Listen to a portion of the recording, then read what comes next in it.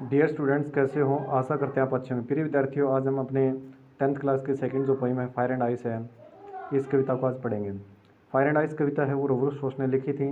Robert Frost ने fire को यहाँ पर लस्ट ऑफ डिजायर के प्रतीकात्मक चिन्ह के तौर पे यूज़ किया है, और आइस है ना, वो हेटेड के प्रतीकात्मक चिन्ह के रूप में रॉबर्ट फ्रॉस्ट जो कवि हैं, इसने अपनी इस कविता के अंदर उल्लेख किया है।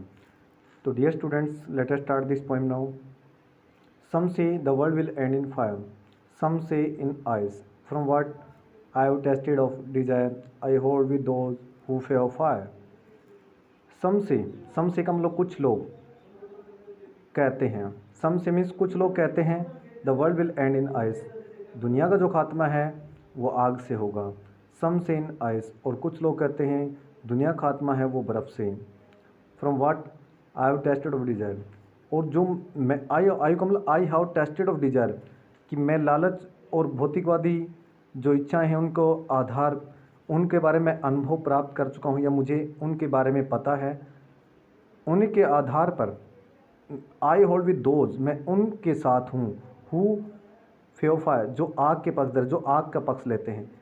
यहाँ पर कवि का कहने का तात्पर्य क्या है कि मुझे लालच और जो भौतिकवादी चीज़ें हैं उनका अनुभव प्राप्त है। मुझे वो अनुभव मुझे मिला हुआ है, उन चीज़ों का मुझे अनुभव है, और उन्हीं के आधार पर मैं आई होल्ड विद दोज, मैं उन लोगों के साथ हूँ हु फेफायर, जो आग के पक्षधर हैं। कहने का मतलब आग के पक्षधर कौन है कि जो लोग आग के पक्षधर, आग का मतलब इच्छाओं की आग है ना, वो जिस इंसान में है और उससे दुनिया का खात्मा होगा, तो मैं उन्हीं लोगों के पक्षधर जो कह रहे कि दुनिया का खात्मा है वो इच्छाओं की आग से होगा, मैं उन लोगों के साथ हूँ और उन्हीं का ही मैं पक्षधर हूँ, उन्हीं का मैं पक्षधर हूँ, उन्हीं के पक्ष में हूँ। कहने का उनकी जो बात वो जो बोल रहे हैं, कह रहे हैं, मैं उन्हीं का पक्ष लेता हूँ। तो कवि का कहने का तात्पर्य इन 4 लाइनों में यही मैं आपको फिर बता देता हूँ कि सम से the world will and in fire, कुछ लोग कहते हैं दुनिया खात्मा आग से होगा। सम से इन आइस, कुछ लोग कहते हैं बर्फ़ से होगा। From what I have tasted of desire, I hold with those who favour fire, और मैं जो लालच और इच्छाओं कहते हैं, भौतिकवादी जो चीज़ें हैं, उन चीज़ों कहते हैं, उन चीज़ों के आधार पर मैं, अनुभव के आधार पर मैं उन लोगों के साथ हूँ। I hold with those who favour fire, जो आग के पक्षधर हैं। But if it had to perish twice, अगर दुनिया को 2 बार मरना पड़े। देखिए, इट का मतलब यहाँ पर द वर्ल्ड की बात की गई है। पेरिस होता है मरना, ट्वाइस होता है 2 बार। अगर दुनिया का 2 बार भी खात्मा हो, 2 बार भी मरना पड़े, I think I know enough of it to say that for destruction ice is also great and would suffice. I think मेरे विचार से I know enough of it, कि मैं जानता हूँ।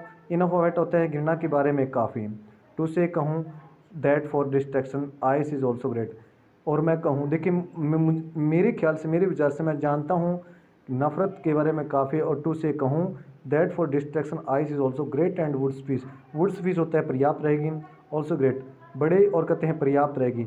दुनिया की तबाही बर्बादी के लिए, खात्मे के लिए मैं कहूँ, और मैं मेरे विचार से मैं जानता हूँ कि जो काफ़ी नफ़रत है वही कह दुनिया के बर्बादी के लिए पर्याप्त रहेगी, या सफिशिएंट रहेगी, जिसको हम बोलते हैं पर्याप्त, और या काफ़ी बोल सकते हैं दोनों हम इसका अर्थ।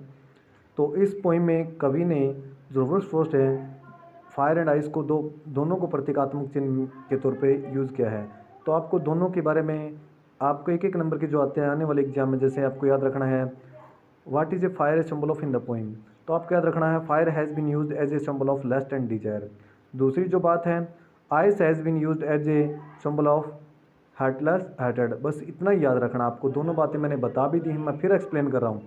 Fire has been used as a symbol of lust and desire, और आइस के बारे में बता रहा हूँ, ice has been used as a symbol of heartless hearted. Heartless hearted का मतलब होता है निर्दयी घृणा, और लस्ट ऑफ डिजायर होता है लालसा या इच्छाओं की जो आग के